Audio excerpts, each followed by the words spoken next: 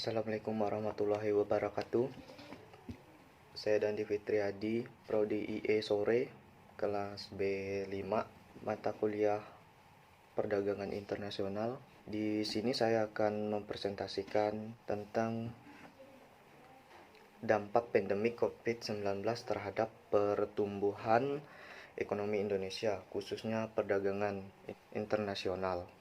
Pertama-tama di sini saya menganalisis, yaitu di sini kita akan langsung saja melihat dari PowerPoint saya. Baiklah, sudah masuk ke PowerPoint-nya. Yang pertama-tama yaitu, ini hasil analisis saya yang telah saya cari dari berbagai artikel dan sumber-sumber lainnya seperti PDF. Kalau jurnal belum ada ya, saya carinya di internet. Nah,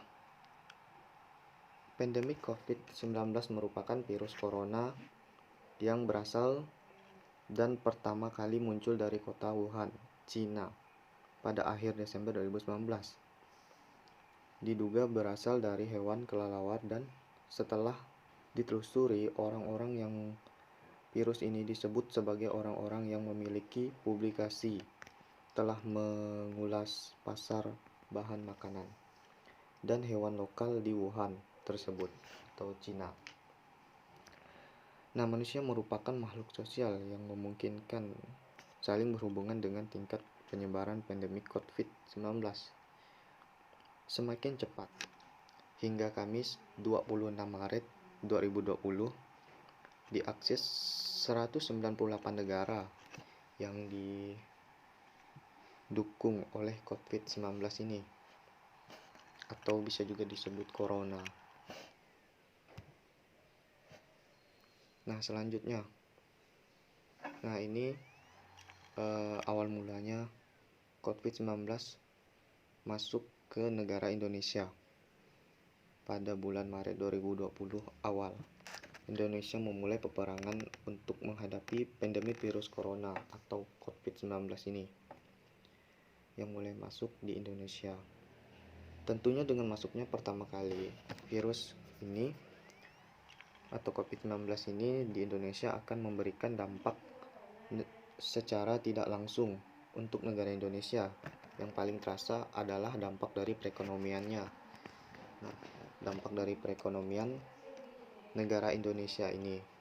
Selanjutnya, ini dia dampak dari COVID-19 ini atau corona terhadap negara Indonesia. Yang pertama ada sektor pariwisata yang memiliki jangka pendek dan jangka panjang pada kawasan di Indonesia. Dampak jangka pendek dapat dirasakan secara langsung, sementara jangka panjang dapat dilihat dengan peningkatannya dari pendapatan nasional. Namun dengan adanya COVID-19 ini semuanya tak lagi sama. Sektor turis sekarang memperbaiki kelangkaan, jadi daya beli semakin menurun.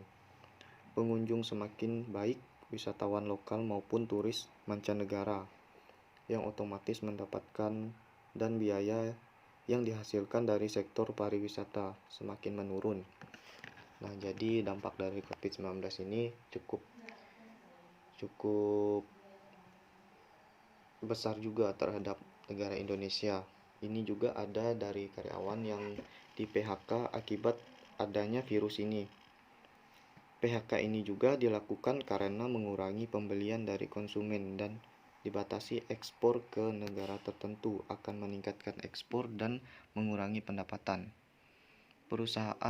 Bahkan perusahaan dapat meningkatkan kerugian. Adapun penyebab lain dari PHK yaitu terkaitnya dengan perusahaan karena kelangkaan bahan baku untuk keperluan yang penting dari negara luar, seperti dari negara perusahaan yang menghentikan peningkatan dan meningkatkan jumlah dalam negeri serta mengurangi pertumbuhan ekonomi Indonesia. Nah, baiklah, selanjutnya dapat dilihat saya mengutip ini dari artikel atau di sosial media di internet berita ini mengenai tentang keuangan Sri Mulyani.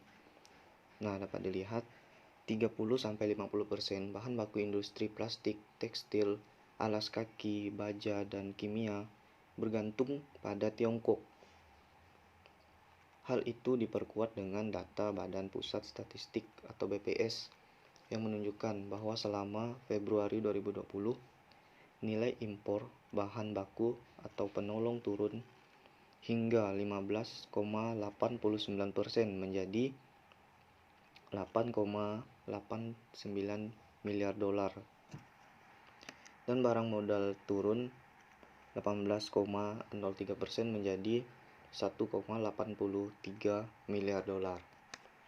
Cukup parah sekali dampak dari pandemik virus COVID-19 ini terhadap perdagangan internasional, salah satunya yaitu negara Indonesia. Nah, selanjutnya dapat dilihat penurunan impor pada kuartal 1 2020 diprediksi dapat mencapai 10%.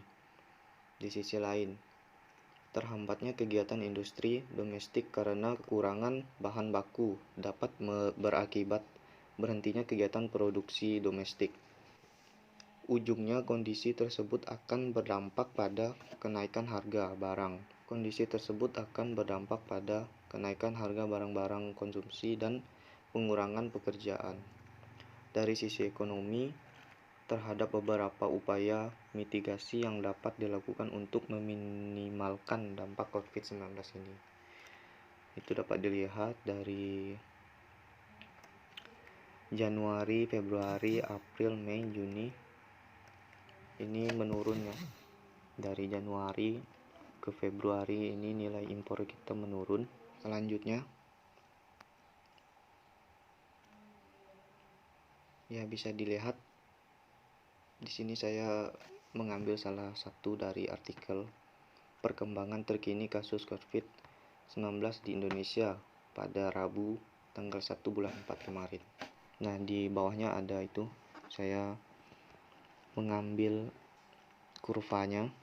Dapat dilihat yang kuning itu total kasusnya, dan yang warna hijau itu kasus sembuhnya, serta yang warna ungu kepingan ini kasus meninggalnya, serta yang terakhir yaitu yang paling bawah kasus aktif. Nah, sekian dari presentasi saya. Nah, jadi itulah hasil dari presentasi saya kali ini. Cuma itu saja yang bisa saya sampaikan. Terima kasih. Assalamualaikum warahmatullahi wabarakatuh.